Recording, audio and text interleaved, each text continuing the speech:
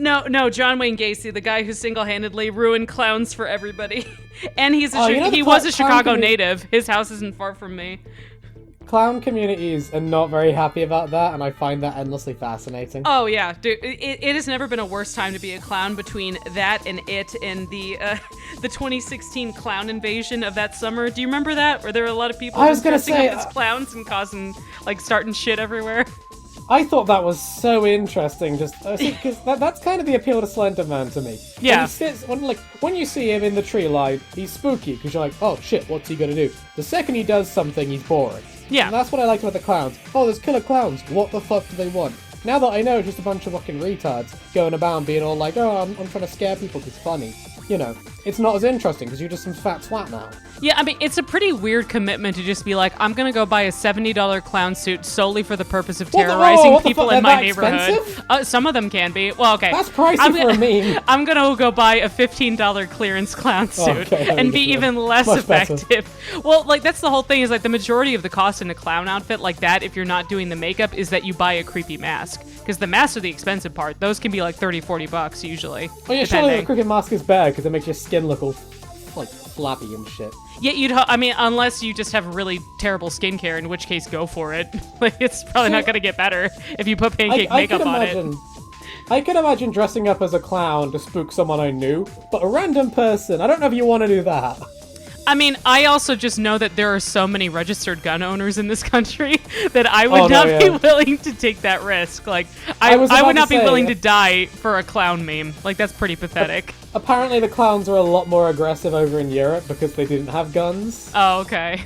So they were a lot more willing to kind of run up and sort of harass people, and that usually didn't end well. So, like, full Clockwork Orange, but with clowns, which is even sadder when you think about it.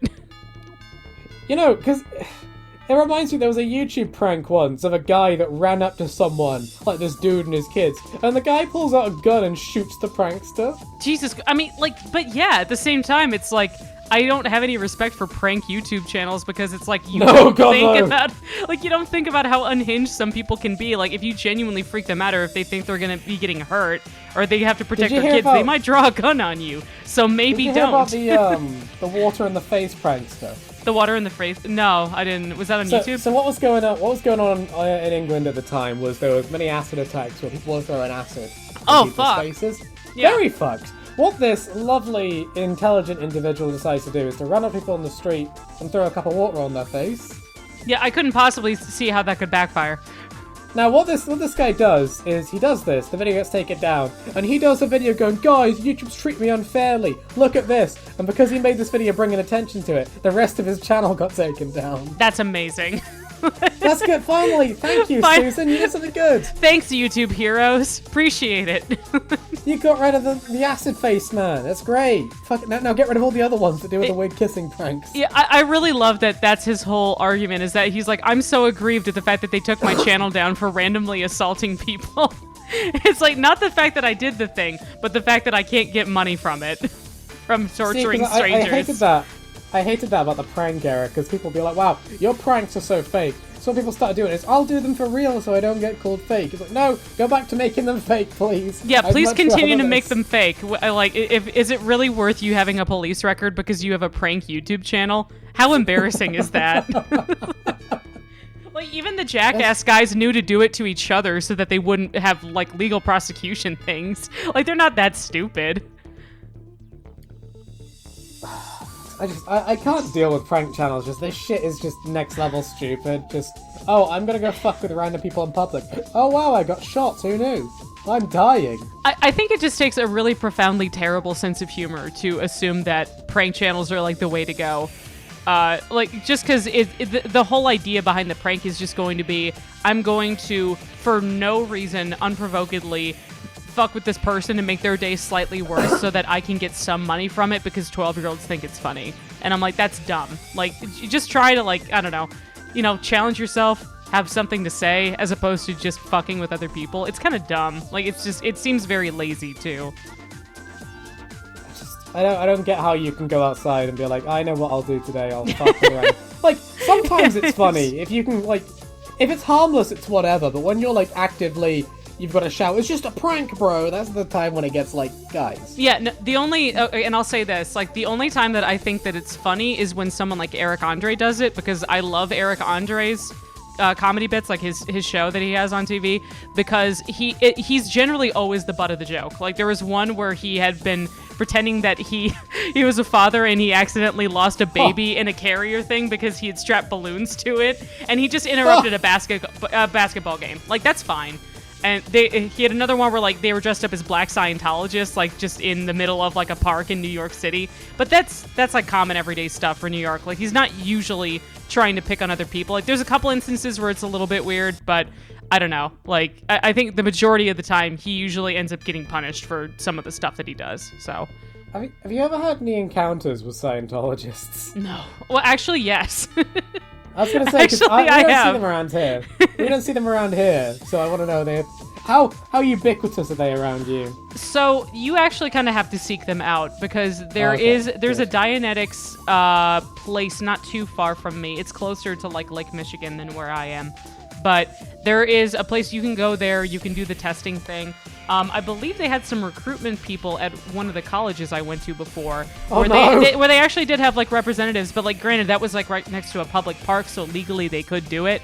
But most people just ignored them because, you know, like, they're usually just trying to like just be like, hey, why don't you take this quiz and then like maybe give us $800 later.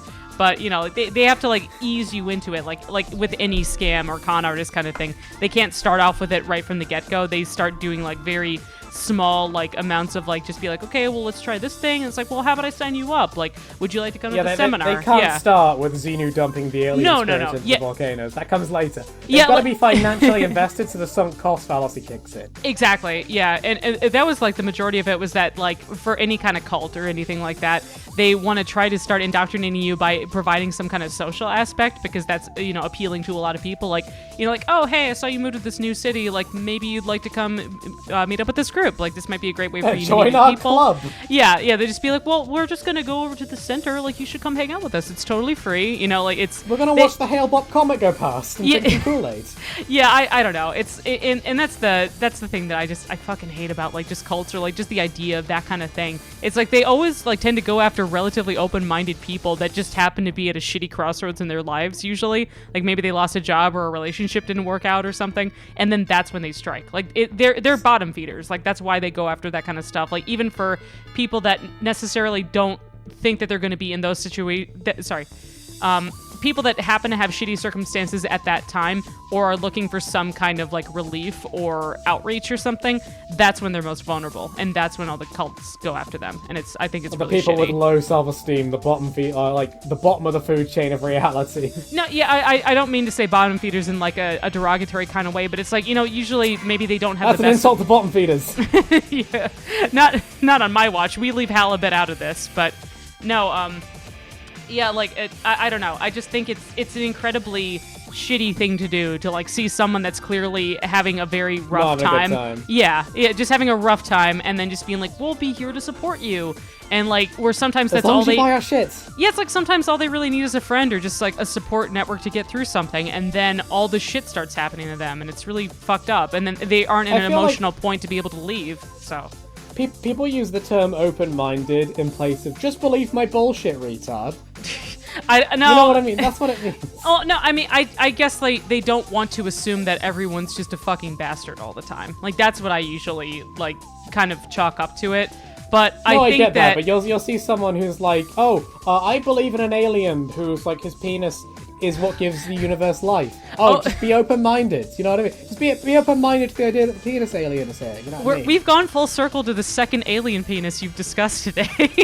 You realize that, right? I think I've got alien penis on the mind. I don't know what's going on. I think you know what's going on, but... Uh-oh. No, I was going to ask, so when you guys were growing up, did you do, like, costumes and stuff for Halloween? Like, did you dress up, or, like, how regular was trick-or-treating near you? Because it was pretty big around me. It's not as big of a thing around here. Like, I can only remember a couple of costumes, and they're both skeleton-related for some reason. I was just a skeleton one year, and then the next year I was the Grim Reaper, so I don't know why I was so skeleton-obsessed. I mean, well, if you're a kid, you probably just have a morbid curiosity streak about you. I had one of those, too. Yeah. Like once you realize what death is, you're just like, oh, that's kind of neat. I guess I'll just look into skulls and dead stuff for a little while. What about you? Do you have any Halloween costumes, notable ones? Oh God, yeah, well, I mean, like, my whole thing was that, like, I probably ended up trick-or-treating way too late than I should have, but... How old were you? Come on. No, I mean, like, I had one year where, like, I went as a cat burglar, which is literally just, like, the stereotypical, like, I'm a white girl wearing cat ears, and, like, I got a leather jacket on, and I got a little fake gun, and it was, like, I was probably... I was probably 15 or something. Give me your money! Yeah, give me your money, you old bastard! Realistically, all I did was, we had... At that point in show choir, or like the choir thing that I was involved with, we had done a sequence for Cats, like the medley from the musical Cats by Andrew Lloyd Webber. Oh no! And I was just reusing 2 pieces of the costume that I had, which was I dressed up as like a gray cat, and I just reused the ears and the tail that I had made before. So I was like, all right, fine, whatever. But no, I mean, Tracy Furry confirmed. Yeah, no, we'll get into that later. You're just so offended. Jesus. Yeah, okay. No, never. No. No, I've been called worse things than a furry, but no, like I don't know. I just always got a real affinity for like just like dressing up and everything. Like I just really like costumes and the pageantry and everything, because everything about Halloween to me just equals like, let's be creative, let's be fun, but at the same time we're gonna be like a little bit creepy. Or you can just watch movies. Like you can do pretty much anything with Halloween. But I always thought Christmas was more about like kind of forced sentimentality and the constant need to just be like, you know, like I just thought the gifts got a little bit like unnecessary after a while. Like it's just not a big thing to me. I can understand why a lot of people like Christmas, but I always had much better memories of Halloween than I did of Christmas. Halloween's vibe is a lot more like, let's be weird, and Christmas's is worship the corporation, children. You know what I mean? Yeah, kind of. I mean, I got into a certain point where I was just like, everyone just seemed really stressed out and angry, and they're always just trying to like get gifts, and you never know if it's the right thing, or you have to try to figure out like, is this person's style? Are they gonna like it? And then they end up getting returned half the time anyway. So I don't know. I just got kind of disenfranchised from it after a while. So one time at Christmas, me and Noodles went Christmas shopping together. Yeah. And I brought Cosmo a bunch of gifts at this, a bunch of PS4 games at this secondhand game shop. And I get home, and I'm putting the stuff away in the bedroom, and Noodles and Cosmo sat on the sofa. And Cosmo tells me later, Noodles leans over and says, he got all your gifts from the second-hand shop. What a cheap bastard. And I'm like, Noodles, you're not supposed to out me. You're supposed to say, yes, he purchased them full price from Game. They were very expensive. Well, like, what? You're supposed to be my wingman. I'd say there's one thing if, like, okay, if the games were, like, older, like, more vintagey kind of games, that's completely understandable. Like, I would not, like, you know, look down on somebody if they had gotten, like, secondhand stuff. But I also shop at Goodwill all the time, so it doesn't really bother me. Yeah, I was going to say, don't you look down upon me. No, not at all, because I'm saving those coins. You can find a lot of really unique and weird shit at a Goodwill, of all places. Like, I got like a vintage dress from Salvation Army for like $20, and I wore it like at least 3 or 4 times. Like, it looked really good, but it was also because I was near a rich neighborhood and they don't have anything sacred there. So they're just like, oh, this $350 dress, I'll just throw it out. I'll just take it to the salvo. Nobody cares. See, I've never been a big thing. We don't call them thrift stores. Now, over here, they're charity shops. I don't know if that's the same thing in America. Well, I've heard you guys call them charity shops and op shops, but we usually call them thrift stores. I don't know why, but... Because obviously Cosmo used to work at one, so she's got all, like, amounts of stories about these. And you genuinely do find some really good stuff there. One time, we found a steak knife there. Apparently, it retails for, like, 30 quid at, like, Halfords or something. But we got it for, like, $5. And it's like, that's pretty good. That's pretty solid. I've gotten stuff like, I'm always a little bit wary about things like I don't buy sheets. Like, I think that's just kind of gross. Oh, no. Like, so the salvo relatively close to me, they sell old sports bras. I was like, no, I would never donate an old sports bra. That's weird to me. Lovely sweaty titties. I just wouldn't think to give that, you know, like maybe like old sweatpants or something if they're not too worn out, fine. But it's just something about like bras. Like, I just couldn't do that. Like, you wouldn't donate like old underwear or socks, or would you? I mean, I don't know.